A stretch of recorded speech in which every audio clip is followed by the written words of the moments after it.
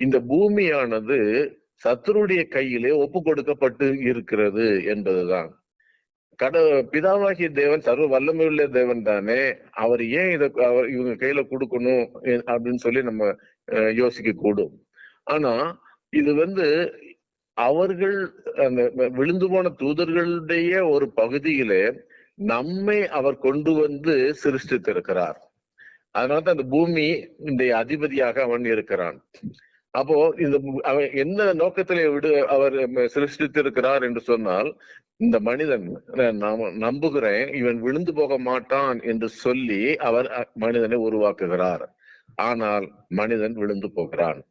அதே பூமியிலே தன்னுடைய சொந்த குமாரனை 2000 வருடங்களுக்கு முன்னாக அவர் அனுப்புகிறார்.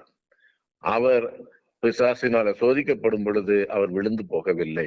அதுதான் மிகப்பெரிய ரகசியம். அப்போ இந்த பூமியில மனிதன் மனுக்குலம் தொடர்ந்து வாழுவதற்கு நமக்கு மனுக்குலத்திற்கு ஒத்தாசையாக உறுதுணையாக இருந்தவர், இருக்கிறவர், இருக்க போகிறவர் எல்லாம் பரிசுத்த ஆவியானவர். அப்ப இந்த பரிசுத்த ஆவியானவர் என்ன செய்கிறார்?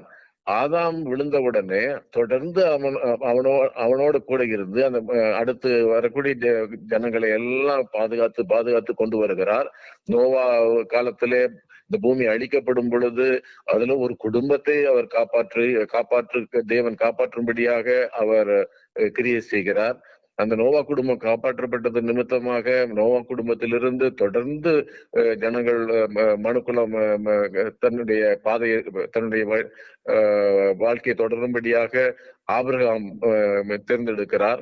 ஆபிரகாமிலிருந்து ஒரு பெரிய ஜனக்கூட்டத்தை அவருக்கென்று வேறுபடுத்தி கொண்டு வருகிறார். இது பரிசுத்த ஆவியானவர் நடத்துகிற ஒரு பெரிய காரியம். இந்த பரிசுத்த ஆவியானவர் அப்ப எவ்வளவு பெரிய வேலையை செய்கிறார் அப்படின்னு சொல்லி பாத்தீங்கன்னா, அவர் ஹோல் யூனிவர்ஸ், அதாவது உலகம் முழுமைக்குமாக அவர் கிரியை செய்து கொண்டிருக்கிறார். அப்போ அப்படிப்பட்ட பரிசுத்த ஆவியானவர் எந்த இடத்துல இருக்கிறார் என்று சொன்னால், இயேசு இந்த பூமிக்கு வரும் வரைக்கும் அவர் தம்முடைய கையிலே இந்த பூமியை வைத்து நடத்தி கொண்டு வருகிறார். ஒவ்வொருவரையும் அவருடைய பாதையில வைத்து நடத்தி கொண்டு வருகிறார். ஒவ்வொரு பிரச்சனை வரும்போதும், ஒவ்வொரு காரியங்கள் எதிர்கொண்டு வரும் பொழுதும் அவர் முன்னாடி அவருடைய பொறுப்பிலே மக்களை காக்கின்ற அந்த பொறுப்பிலே அவர் முன்னின்று நடத்தி கொண்டே வருகிறார். இந்த பரிசுத்த ஆவியானவர் இயேசு இந்த பூமிக்கு வந்த உடனே அவருடைய வேலை, இயேசு இப்பொழுது வந்து விட்டபடியினாலே அந்த வேலை இப்பொழுது பரிசுத்த ஆவியானவருடைய கையிலிருந்து இப்பொழுது இயேசுடைய கைக்கு போகும்படியாக கர்த்தர் பிதாவாகிய தேவன் இதை முடிவு செய்கிறார். அப்ப இயேசு எப்போ இந்த பூமிக்கு வந்தாரோ, அவர் வந்த உடனே பரிசுத்த ஆவியானவர் தொடர்ந்து வெயிட் பண்ணி கொண்டே இருக்கிறார். எதற்கு என்று சொன்னா, இப்ப இயேசு அழைத்தால் ஒழிய அவர் வரமாட்டார். ஹல்லேலூயா. அப்போ இயேசு வந்த உடனே பரிசுத்த ஆவியானவர் என்ன செய்கிறார்? இயேசுவுக்காக காத்திருக்கிறார். பரிசுத்த ஆவியானவர் நிழலிட்ட மரியாளின் மேல் நிழலிட்ட உடனே இயேசு இந்த பூமிக்கு வருகிறார், மனிதனாக வருகிறார். அவர் தம்முடைய கடமையை, இந்த மக்களை பாவத்திலிருந்து விடுதலை செய்கிற கடமையை செய்து முடிக்கும் வரைக்கும் அவரோட கூட இருக்கும்படியாக அவர் பிதாவினிடத்திலே வேண்டிக் கொண்டது நிமித்தம் அவர் ஞானஸ்நானம் எடுக்கும் பொழுது பரிசுத்த ஆவியானவர் அவர் மேல் இறங்கி வருகிறார். ஹல்லேலூயா. அப்ப அது நாள் வரைக்கும் அவர் தனி ஒரு ஆளாக நின்று இந்த மனுக்குலத்தை பாதுகாத்து கொண்டு வந்த வேலையிலிருந்து இப்பொழுது இயேசு வந்தவுடனே, அவர் இந்த உலகத்துக்கு உரியவராக வந்தவுடனே இயேசுவை சார்ந்து பரிசுத்த ஆவியானவர் தம்முடைய கடமையை செய்ய ஆரம்பிக்கிறார். அப்போ இயேசு எப்பொழுது ஞானஸ்நானம் எடுத்து தேவனுடைய கட்டளைக்கு கீழ்ப்படிந்து ஞானஸ்நானம் எடுத்து ஜெபித்த உடனே பரலோகம் திறக்கப்பட்டு அவர் அங்கிருந்து பரிசுத்த ஆவியானவர் புறாவை போல இறங்கி இயேசுவின் மீது இறங்கி வருகிறார் என்று பார்க்கிறோம். அப்போ இந்த பரிசுத்த ஆவியானவர் இயேசுவோட கூட இருக்கிறார். இயேசு என்ன சொல்லுகிறாரோ அதை செய்கிறார். இயேசு எதை சொல்லவில்லையோ அதை செய்கிறது இல்லை. ஹல்லேலூயா. பிதாவானவர் இயேசுவிடம் சொல்லும்படியாக என்ன சொல்லி அனுப்புகிறாரோ அதை பரிசுத்தாவியானவர் இயேசுவிடம் சொல்லுகிறார். இயேசு எதை பிதாவிடத்திலே கேட்கிறாரோ அதை பரிசுத்தாவியானவர் பிதாவிடத்திலே கொண்டு சேர்க்கிறார். அல்லேலூயா. அப்போ அவர் ஒரு மெசஞ்சர் ரோல் தான் அங்க எடுக்கிறார். இயேசு பூமிக்கு வந்த பிறகு நம்மிடத்திலிருந்து ஜெபங்களை பரலோகத்துக்கு கொண்டு போகிறதும் பரலோகத்திலிருந்து செய்திகளை நமக்கு கொண்டு வருகிறதுமான ஒரு வேலையை அவர் செய்ய துவங்குகிறார் என்று பார்க்கிறோம். அல்லேலூயா. இதுதான் இயேசு தம்முடைய வார்த்தையிலே பேசுகிறதை நாம் பார்க்கிறோம். யோவான் 14ஆம் அதிகாரம் 16வது வசனத்தை நான் வாசிக்கிறேன், கேளுங்கள். நான் பிதாவை வேண்டிக் கொள்ளுவேன், அப்பொழுது என்றென்றைக்கும் உங்களுடனே கூட இருக்கும்படியாக சத்திய ஆவியாகிய வேறொரு தேற்றரவாளனை அவர் உங்களுக்கு தந்தருளுவார். யோவான் 14:16 சொல்லுகிறது, நான் பிதாவை வேண்டிக் கொள்ளுவேன், அப்பொழுது என்றென்றைக்கும் உங்களுடனே கூட இருக்கும்படிக்கு சத்திய ஆவியாகிய வேறொரு தேற்றரவாளனை அவர் உங்களுக்கு தந்தருளுவார். உலகம் அந்த சத்திய ஆவியானவரை காணாமலும் அறியாமலும் இருக்கிறபடியால் அவரை பெற்றுக்கொள்ள மாட்டாது. அவர் உங்களுடனே வாசம் பண்ணி உங்களுக்குள்ளே இருப்பதால் நீங்கள் அவரை அறிவீர்கள் என்று சொல்லுகிறார். அப்போ பரிசுத்தாவியானவர் இவ்வளவு நாள் இருந்து இந்த ஜனங்களெல்லாம் இது பண்ணி கொண்டு வந்திருந்தாலும் அப்படி ஒருத்தர் இருக்கிறார் அப்படிங்கிறதே தெரியாம இந்த ஜனங்கள் இருந்தாங்க. இயேசு வந்து அவரை வெளிப்படுத்தி கொடுக்கிறார், பரிசுத்த ஆவியானவரை வெளிப்படுத்தி கொடுக்கிறார். அப்போ அந்த பரிசுத்த ஆவியானவர் என்ன செய்யறாருன்னா, இயேசு கேட்டுக்கொண்டதன் நிமித்தம் நான் என் பிதாவை வேண்டிக் கொள்ளுவேன், அப்பொழுது என்றென்றைக்கும் உங்களுடனே கூட இருக்கும்படிக்கு சத்தியாவியாகிய வேறொரு தேற்றரவாளனை அவர் உங்களுக்கு தந்தருள்வார் என்று சொல்லுகிறார். அப்ப இயேசு கேட்டுக்கொண்டாதான் பரிசுத்த ஆவியானவரை நாம் பெற்றுக்கொள்ள முடியும். இதனால் அதாவது இயேசு வருவதற்கு முன்னால் வரைக்கும் அந்த பரிசுத்த ஆவியானவர் தான் தன்னை வெளிப்படுத்தி கொள்ளாமலேயே அவர் இந்த பூமியையே அவர் பாதுகாத்து கொண்டு வந்தார். இயேசு வந்த பிறகு இப்பொழுது இயேசு கேட்டாதான் அவர் செயல்படுவார். அல்லையா? பரிசுத்த ஆவியானவர் இயேசு சொல்லாம அவராக எதையும் செய்ய மாட்டார் என்பதுதான் அதனுடைய காரியம். யோவான் 16ஆம் அதிகாரம் 7 வாசிக்கிறேன், கேளுங்கள். நான் உங்களுக்கு உண்மையை சொல்லுகிறேன், நான் போகிறது உங்களுக்கு பிரயோஜனமாய் இருக்கும். நான் போகாதிருந்தால் தேற்றரவாளன் உங்களிடத்திலே வரார், நான் போவேனே ஆகில் அவரை உங்களிடத்திற்கு அனுப்புவேன் என்று சொல்லுகிறார். அதாவது இயேசு இங்க வந்ததனுடைய நோக்கம் என்னன்னு சொன்னா, இந்த பரிசுத்த ஆவியானவரை நமக்கு அனுப்புவதற்கு தான். நமக்கு அனுப்புறது அப்படின்னு சொன்னா, இதுக்கு இயேசு வருவதற்கு முன்னால பரிசுத்த ஆவியானவர் இருந்தார், ஆனால் அவர் வெளிப்படுத்தப்படவில்லை. இப்பொழுது இயேசு அவரை வெளிப்படுத்தி கொடுக்கிறார். வெளிப்படுத்தி கொடுக்கப்பட்ட அவரை நாம் பெற்றுக்கொள்ளும்படியாக, அதாவது அவரை தெரிஞ்சிருக்கணும், அவரை நம்ம அறிந்திருக்கணும், அவரை நம்ம பெற்றுக்கொள்ளணும் அப்படிங்கிறதுக்காக இயேசு சொல்லுகிறார், நான் போவேனே ஆகில் அவரை உங்களுக்கு அனுப்புவேன். நான் போகவில்லை என்று சொன்னால் அவர் உங்களிடத்துல வரமாட்டார். அதாவது முதல்ல பார்த்தோம், அவர் கேட்டாதான் அவரை அனுப்புவார். பிதாவாகிய தேவன் ஆவியானவரை அனுப்புவார். இப்போது சொல்லுகிறார், நான் போகலன்னு சொன்னா அவர் வரமாட்டார். ஏன்னா இயேசு இங்க இருக்கும் பொழுது பரிசுத்த ஆவியானவர் இங்க வர வேண்டிய தேவை இல்லை. அதாவது இயேசுக்கு போட்டியா அவர் இங்க வரல, இங்க இருக்கல, அல்லது அவருக்கு போட்டியா இயேசு வரவில்லை. இந்த மனுக்குலத்தை மீட்கும்படியாக இயேசு வந்தார். இந்த மனுக்குலம் இயேசுவுக்காக உருவாக்கப்பட்டது. அந்த இயேசுவுக்கு உறுதுணையாக அவரை சேவிக்கிற ஜனங்களை பரலோகத்திற்கு கொண்டு சேர்க்கும்படியாக அவருக்கு தேவைப்படுகிற ஒரு நபராகத்தான் பரிசுத்த ஆவியானவர் இங்கே வருகிறார். அதனாலதான் சொல்றாரு, நான் கேட்டுக்கொள்ளுவேன், அவர் உங்களுக்கு அனுப்புவார் என்று சொல்லுகிறார். தொடர்ந்து பாருங்க, 8வது வசனம். அவர் வந்து பாவத்தை குறித்தும் நீதியை குறித்தும் நியாய தீர்ப்பை குறித்தும் உலகத்தை கண்டித்து உணர்த்துவார். எதையெல்லாம் சொல்றான்னு பாருங்க. பாவத்தை குறித்தும் நீதியை குறித்தும் நியாய தீர்ப்பை குறித்தும் உலகத்தை கண்டித்து உணர்த்துவார் என்று சொல்லுகிறார். அப்ப பரிசுத்த ஆவியானவருடைய ரோல் என்ன? அவங்க வந்து அவர் இயேசு அனுப்புறார் அப்படின்னு சொன்னா, இயேசு அதை அனுப்புவதன் நோக்கம் என்ன என்று சொன்னால், இந்த 3 காரியங்களை குறித்தும் நமக்கு உணர்த்துவிக்கிறாராம். எதெல்லாம்னா, பாவத்தை குறித்தும், நீதியை குறித்தும், நியாய தீர்ப்பை குறித்தும் உலகத்தை கண்டித்து உணர்த்துவார். அப்ப பரிசுத்த ஆவியானவர் எப்படி என்ன பண்ணுவார்? கண்டிப்பார், கண்டித்து உணர்த்துவார். எதை கண்டிக்கிறாரா? பாவத்தை குறித்து கண்டிக்கிறார். பாவத்தை குறித்து கண்டிக்கிறார்னு சொன்னா என்ன? அது பாருங்க, அது தொடர்ந்து அவர் அதை எப்படி எக்ஸ்பிளைன் பண்றாரு. தொடர்ந்து 9வது வசனம் பாருங்க.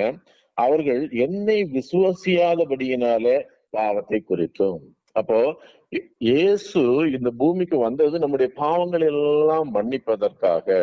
அதான் ஒரே பலியாக தம்மையே பலியாக ஒப்பு கொடுக்கும்படியாக, நம்முடைய பாவங்களை எல்லாம் மன்னிக்கும்படியாக, தம்மை ஒரே பலியாக ஒப்பு கொடுக்கும்படியாக அவர் வந்திருக்கிறார்.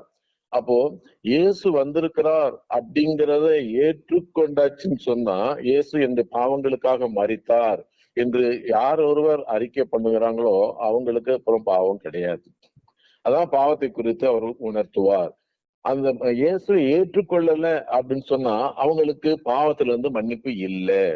அவங்க பாவத்துல, அதாவது நான் அதை செய்யறேன், நான் இதை செய்யறேன், நான் அப்படி செய்யறேன், இப்படி செய்யறேன்னு சொல்லி ஏகப்பட்ட ஃபார்மாலிட்டிஸ், சில காரியங்கள்லாம் இருக்கக்கூடும். அது எல்லாம் செஞ்சாலும் அதனால பாவத்துல இருந்து மன்னிப்பு கிடையாது. அதுதான் அந்த அதை உணர்த்துகிறது யாருன்னு சொன்னா பரிசுத்த ஆவியானவர். அப்போ சாதாரணமா இருக்கக்கூடிய ஒரு நபருக்கு பாவத்திலிருந்து விடுதலை ஆகிறது அப்படிங்கிறது குறித்து ஒரு தெளிவு இருக்காது. ஏன் தெளிவு இருக்காது அப்படின்னு சொன்னா, பரிசுத்த ஆவியானவர் ஒருவருக்குள்ள வந்தா தான் அந்த தெளிவு கிடைக்கும். அது வரைக்கும் தெளிவு கிடைக்காது. ஏன் அப்படி? இயேசு நம்பினாதான் விடுதலையா அப்படின்னு சொன்னா, ஆமா, இயேசு நம்பினாதான் விடுதலை. ஏன் அப்படின்னு சொன்னா, நம்முடைய பாவங்களுக்காக இயேசு அடிக்கப்பட்டார் என்று யார் ஒருவர் ஏற்றுக்கொள்கிறாரோ, என்னுடைய பாவத்துக்காக இயேசு அடிக்கப்பட்டார், இயேசு நொறுக்கப்பட்டார், இயேசு மரித்தார், இது 3ஆம் நாள் உயிரோடு எழுந்து இருக்கிறார் என்று சொல்லி யார் விசுவசிக்கிறாங்களோ அவர்களுக்கு பாவத்தை குறித்து கர்த்தர் உணர்த்துவார், பரிசுத்த ஆவியானவர் உணர்த்துவார். அடுத்தாவது பாருங்க, நீங்கள் இனி என்னை காணாதபடிக்கு நான் என் பிதாவினிடத்திற்கு போகிறபடியினாலே நீதியை குறித்து. அப்போ நீதியை குறித்து என்று சொல்லும் பொழுது, அதாவது வசனம் இப்படி சொல்லுகிறது, வசனத்தின்படி வாழ விரும்புகிறவர்கள் என்ன இப்படி இருக்குது, இப்படி எழுதியிருக்குது, இப்படி எழுதியிருக்குதுன்னு சொல்லிட்டு இருக்கும்போது வசனத்தை சரியானபடியிலே பயன்படுத்துவதற்கு உதவி செய்கிறவர் பரிசுத்த ஆவியானவர் என்பதை இந்த இடத்திலே பார்க்கிறோம். அதாவது வசனமாகிய நீதி எப்படி செயல்படுகிறது என்பதை அறிந்து கொள்வதற்கு பரிசுத்த ஆவியானவர் உதவி செய்கிறார். பரிசுத்த ஆவியானவர் இல்லைன்னு சொன்னா அவங்க வாசிக்கிற வேதம் அவங்களுக்கு எப்படி விளக்கப்படுகிறது என்பது அவர்களுக்கே தெரியாது. அப்ப வேதத்தினுடைய வசனங்களை சரியான விதத்திலே புரிந்து கொள்ள வேண்டும் என்று சொன்னால் அதற்கு பரிசுத்த ஆவியானவர் மிக மிக தேவையாக இருக்கிறார். அது அடுத்த வசனம், இந்த உலகத்தின் அதிபதி நியாயம் தீர்க்கப்பட்டதுனாலே நியாய தீர்ப்பை குறித்தும் கண்டித்து உணர்த்துவார் என்று பார்க்கிறோம். அதாவது இந்த உலகத்தினுடைய அதிபதி நியாயம் தீர்க்கப்பட்டதுனாலே என்று சொல்லும் பொழுது, அதாவது இந்த உலகத்தின் அதிபதியாக இருக்கக்கூடிய பிசாசானவன் நியாயம் தீர்க்கப்பட்டதுனாலே, அதாவது அவனுக்கு இந்த பூமியின் மேல இருக்கக்கூடிய அதிகாரம் முற்றிலுமாக நீக்கப்பட்டதுனாலே, கல்வாரி சிலுவையிலே இயேசு அடிக்கப்பட்டு தன்னுடைய உயிரை கொடுத்தது நிமித்தம் அங்க என்ன செய்திருக்கிறார்?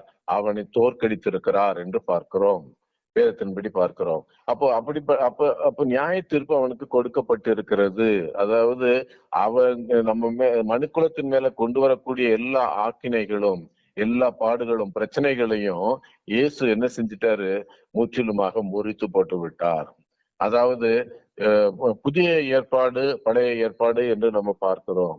அதாவது ஆங்கிலத்தில் சொல்லும் பொழுது ஓல்டு டெஸ்டமெண்ட், நியூ டெஸ்டமெண்ட் என்று சொல்லுவார்கள். அதாவது ஓல்டு டெஸ்டமெண்ட் அப்படின்னு சொன்னா அது என்ன என்று சொல்லும் பொழுது ஒரு பலி. டெஸ்டமெண்ட் என்று சொன்னால் ஒரு பலி. அதாவது மோசே தன்னுடைய புத்தகங்களை எழுதும் பொழுது அதுதான் ஓல்டு டெஸ்டமெண்ட். மோசே அந்த புத்தகங்களை எழுதும் பொழுது எல்லா காரியங்களும் எழுதி வைத்து கடைசியாக ஆடு மாடுகளுடைய அடித்து அந்த ரத்தத்தை எடுத்து அந்த புத்தகத்தின் மேலே தெளிக்கிறான் என்று பார்க்கிறோம். அந்த கூடாரத்தின் மேல தெளிக்கிறான், புத்தகத்தின் மேல தெளிக்கிறான், உங்கள் சகல பொருள்கள் மேலேயும் தெளித்து ஒரு உடன்படிக்கையை செய்கிறான். அதாவது இந்த வேத புத்தகத்தில் எழுதப்பட்டிருக்கிற எல்லாவற்றையும் தேவன் என்ன செய்கிறாரு, நீங்க நீங்க எப்படி அதை ஏற்றுக்கொள்ளுகிறீர்களோ அதன்படி உங்களுக்கு செய்வார் என்று சொல்லி பழைய உடன்படிக்கை ஒன்றை மோசே வழியாக கர்த்தர் செய்கிறார். அதான் பழைய ஏற்பாடு என்று சொல்லுகிறோம், தி ஓல்டு கவர்னன்ட். இயேசு வந்து என்ன செய்கிறார், அந்த புதிய ஒரு உடன்படிக்கையை செய்கிறார். அதாவது பழைய உடன்படிக்கை எப்படி இருக்குன்னு சொன்னா, மிருகங்களுடைய ரத்தத்தை தெளிக்கிறதன் மூலமாக செய்யப்பட்ட ஒரு உடன்படிக்கை. அதை இயேசு தன்னுடைய ரத்தத்தினாலே ரீப்ளேஸ் பண்றார், அப்படியே மாற்றுகிறார். இனி மிருகங்கள் அடிக்கப்பட வேண்டியதில்லை, தன்னுடைய ரத்தம் ஒன்றே போதும். அவருடைய ரத்தத்தின் மூலமாக அந்த பழைய உடன்படிக்கையை புதிய உடன்படிக்கையாக அவர் மாற்றுகிறார். அப்போ அந்த பழைய உடன்படிக்கையினால பாவங்கள் மன்னிக்கப்பட்டு கொண்டு இருந்த காலத்திலிருந்து இப்ப புதிய உடன்படிக்கைக்குள்ளே வந்த பிறகு நமக்கு கிறிஸ்துவின் ரத்தத்தினாலே பாவ மன்னிப்பு கிடைக்கிறது என்பதை நாம் உணர்கிறோம். அப்போ கிறிஸ்துவுடைய ரத்தத்தினாலே பாவ மன்னிப்பு கிடைக்கிறது என்று சொல்லும் பொழுது நாம் என்ன செய்கிறோம், பரிசுத்த ஆவியானவர் நமக்கு அந்த ஞானத்தை கொடுக்கிறார். இனி நான் வந்து இந்த பாவத்துக்காக நான் இதை செய்யணும், அதை செய்யணும், அப்படி செய்யணும் என்று சொல்லி மனித முயற்சிகள் நம்முடைய பாவங்கள் மன்னிக்கும் என்று சொல்லி நாம் ஓடிக்கொண்டிருக்கிற அந்த நிலையிலிருந்து நாம் பரிசுத்த ஆவியானவர் பெற்றுக்கொள்ளும் பொழுது அந்த பரிசுத்த ஆவியானவர் நமக்கு அந்த நியாய தீர்ப்பை குறித்து நமக்கு உணர்த்துகிறார் என்று பார்க்கிறோம். அதுலயே 16ஆம் அதிகாரம் 13வது வசனம், சத்திய ஆவியாகிய அவர் வரும்போது சகல சத்தியத்திற்குள்ளும் உங்களை நடத்துவார் என்று சொல்லுகிறார். சகல சத்தியத்திற்குள்ளும் என்று சொல்லும் பொழுது ஒவ்வொரு இந்த வேத புத்தகத்துல இருக்கக்கூடிய ஒவ்வொரு வரியும் ஒவ்வொரு புள்ளியும் இயேசு சொல்லுகிறார், இந்த வேத புத்தகத்தில் இருக்கக்கூடிய ஒவ்வொரு வரியும் ஒவ்வொரு புள்ளியும் நிறைவேறும் என்று இயேசு சொல்லுகிறார்.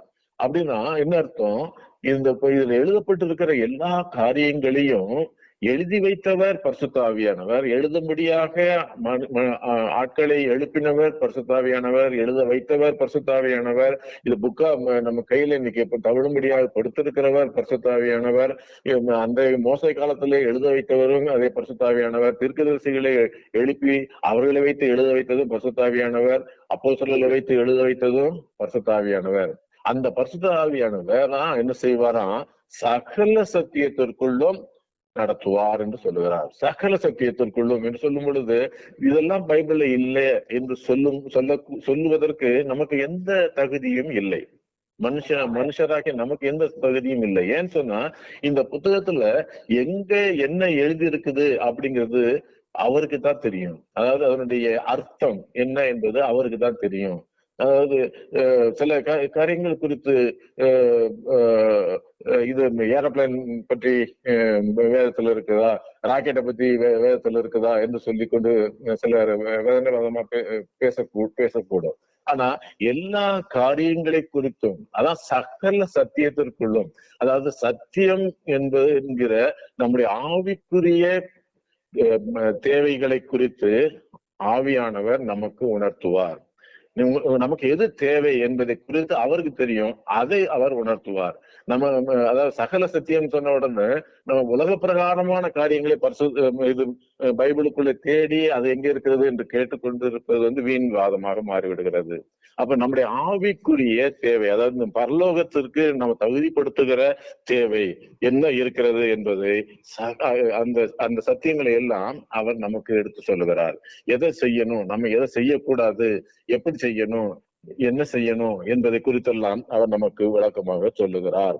அதோடு கூட அவர் தம்முடைய சுயமாய் பேசாமல் தாம் கேள்விப்பட்டவர்கள் யாவையும் சொல்லி வரப்போகிற காரியங்களே உங்களுக்கு அறிவிப்பார் என்று சொல்லுகிறார். அதாவது அவர் சுயமாய் பேசாமல், அவர் தம்முடைய சுயமாய் பேசாமல், அப்ப பரிசுத்த ஆவியானவர் எதை சொன்னாலும் எதை செய்தாலும் இந்த புத்தகத்தை விட்டு வெளியே சொல்ல மாட்டார். ஹல்லேலூயா. இந்த புத்தகத்தை விட்டு அவர் வெளியே சொல்ல மாட்டார்.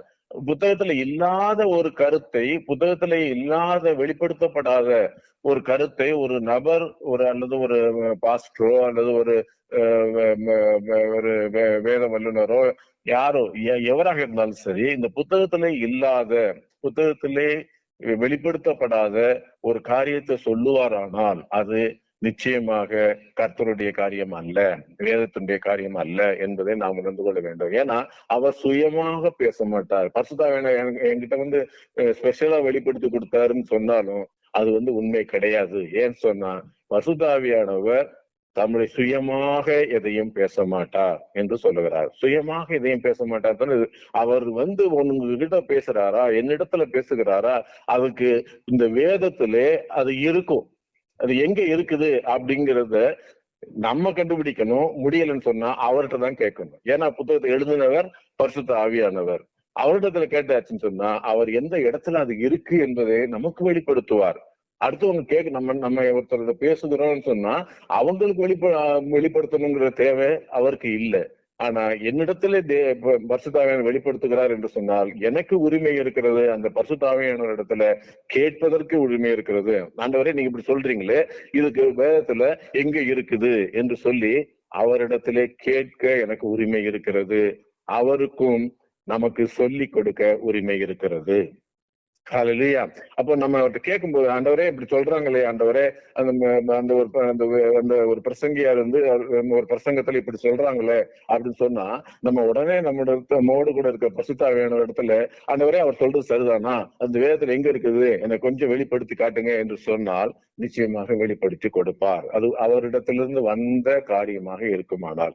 அது இல்லை அப்படின்னு சொன்னா, அப்படி வேதத்துல அப்படி ஒரு பகுதி இல்லை அப்படின்னு சொன்னா அவர் சொல்ல மாட்டார். அப்படி சொல்லாத பட்சத்துல அந்த ஒரு குறிப்பிட்ட பிரசங்கத்துல வரக்கூடிய ஒரு குறிப்பிட்ட நபரால் வெளிப்படுத்தப்படுகிற காரியம் தேவனிடத்தில் வந்ததாக நாம் எடுத்துக்கொள்ள வேண்டிய தேவையில்லை என்று நாம் அறிந்து கொள்ளலாம். அது அவர் என்ன செய்வாராம், வரப்போகிற காரியங்களை உங்களுக்கு அறிவிப்பார் என்று சொல்லப்பட்டிருக்கிறது. வரப்போகிற காரியங்களை குறித்து என்று சொல்லும் பொழுது இதுல இரண்டு விதமாக பார்க்கலாம். அதாவது ஒரு தனிப்பட்ட மனுஷனுடைய வாழ்க்கையிலே வரப்போகிற காரியங்களையும் அவர் வெளிப்படுத்த முடியும். ஒரு ஒரு குடும்பத்துக்கு வரப்போகிற காரியங்களை வெளிப்படுத்த முடியும், அல்லது ஒரு ஊருக்கு வரக்கூடிய காரியத்தை, அல்லது ஒரு தேசத்துக்கு வரக்கூடிய காரியத்தை, அல்லது உலகத்துக்கு வரக்கூடிய காரியத்தை அவர் வெளிப்படுத்த முடியும். இன்னும் நடக்கக்கூடிய இந்த பூமியில வெளிப்படுத்துற விசேஷத்துல சொல்லப்பட்டிருக்கக்கூடிய பல காரியங்கள் உண்டு. அவை எல்லாவற்றையும் அவர் வெளிப்படுத்த முடியும். அவர் வரப்போகிற காரியங்களை அறிவிப்பார். ஆனா எந்த காரியம் வெளிப்படுத்தப்பட்டாலும் அந்த காரியம், அதாவது நம்மை குறித்த ஆவியானவர் வெளிப்படுத்துகிறார் என்று சொன்னாலும் அதற்கு வேதத்திலே ஆதாரம் இருக்கிறதா என்று பார்க்க வேண்டும். அப்போ அதுதான் பரிசுத்தாவியானவர் நம்ம இடத்துல விரும்புகிற காரியம். ஒரு வெளிப்பாடு. நம்ம ஒருத்தர் போய் ஜெபம் பண்றோம், ஒரு போதவர்கிட்ட போய் ஜெபம் பண்றோம், அவர் ஒரு இது சொல்றாரு, நம்ம குறித்து ஒரு வெளிப்பாட்டை சொல்லுகிறார் என்று சொன்னால் நம்மை குறித்து சொல்லப்பட்ட வெளிப்பாடு இந்த வேதத்தின்படி சரியாக இருக்கிறதா என்று பார்க்க வேண்டும். அவர் சொல்லிட்டாரு அப்படிங்கிறதுக்காக நம்ம நம்பிக்கொண்டு போவது கர்த்தருடைய சித்தம் அல்ல. ஏன்னா வரப்போகிற காரியங்களை அவர் அறிவிப்பார். அது எல்லாமே சுயமாய் பேச மாட்டார். அதான் பிரச்சனை. அப்ப அவர் சுயமாய் எதையும் சொல்ல மாட்டார் அப்படிங்கிறதுனால இந்த வேதத்துல அது இருக்குதா, அதாவது உங்களுக்கு ஒரு 10 கோடி லாட்டரி விழுகுது அப்படின்னு சொன்னா ஆமாமா அப்படின்னு சொல்லி உடனே அதை நம்பிக்கிட்டு போகிறது நம்முடைய கர்த்தருக்கு பிரியமான காரியம் அல்ல. ஏன்னா அப்படிப்பட்ட ஒரு காரியம் வேதத்தின்படி சரியாக இருக்குமா என்பதை நாம் வேதத்துக்குள்ளே போய் பார்க்கணும். லாட்ரிங்கிறது என்பது என்ன, அது அதனுடைய நோக்கம் என்ன, அது எப்படி கர்த்தருக்கு பிரியமான ஒரு காரியமா இருக்க முடியுமா, இது எல்லாம் வேதத்துக்குள்ளே போய் நாம் பார்க்கணும். வேதத்துல எழுதப்பட்டிருக்கு. பழைய ஏற்பாட்டுல பல காரியங்கள் எழுதப்பட்டு இருக்கிறது, நமக்கு முன்மாதிரியாக காட்டப்பட்டு இருக்கிறது. இதுல தேவனால எல்லாம் கூடும், உண்மைதான். ஆனா தேவனால் எல்லாம் கூடும் என்று சொன்னாலும் ஆனால் வேதத்திற்கு வெளியே அவர் எதையும் செய்கிறவர் அல்ல. அதைத்தான் நான் வலியுறுத்தி சொல்ல விரும்புகிறேன். ஏன்னா வேதத்துக்குள்ள அவர் சொல்லுகிற எந்த காரியமாக இருந்தாலும் அது வேதத்துக்குள்ள இருக்கும். இயேசு சொல்லக்கூடிய காரியம், அதாவது நம்ம பிதாவாகிய தேவன் சொல்லுகிற கூடிய காரியம் எதுவாக இருந்தாலும், வெளிப்படுத்தப்படுகிற எந்த ஒரு காரியமாக இருந்தாலும் அது இந்த வேதத்துக்கு உள்ளே இருக்குமானால் அதை நாம் தெரிந்து கொண்டு அதை நாம் அங்கீகரிக்க கடமைப்பட்டு இருக்கிறோம், அதை பற்றி கொள்ள கடமைப்பட்டு இருக்கிறோம். வேதத்துல இல்லை அப்படின்னு சொன்னா அதை குறித்து நாம் கவனமுள்ளவர்களாக இருக்க வேண்டும் என்று இந்த நாள்ல எதிர்பார்க்கிறார். அவர் என்ன சொல்லுகிறார்? அவர் அடுத்த வசனம் 14வது வசனம், அவர் என்னுடனே எடுத்து உங்களுக்கு அறிவிப்பதினால் என்னை மகிமைப்படுத்துவார் என்று இயேசு சொல்லுகிறார்.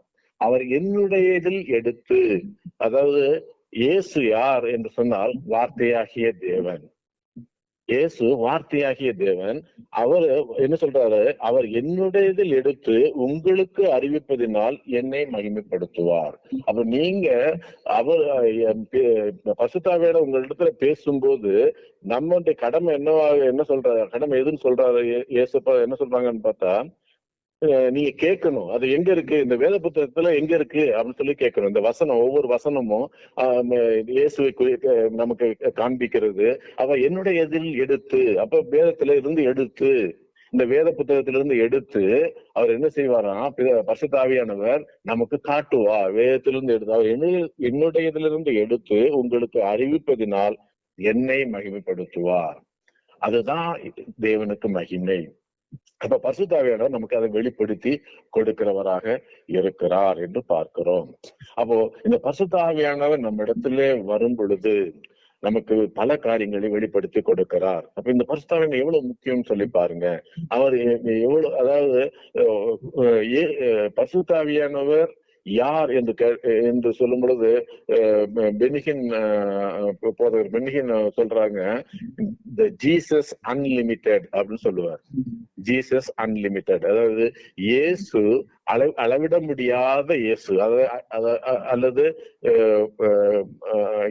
இயேசு பூமியில அவர் நடமாடிக்கொண்டிருந்த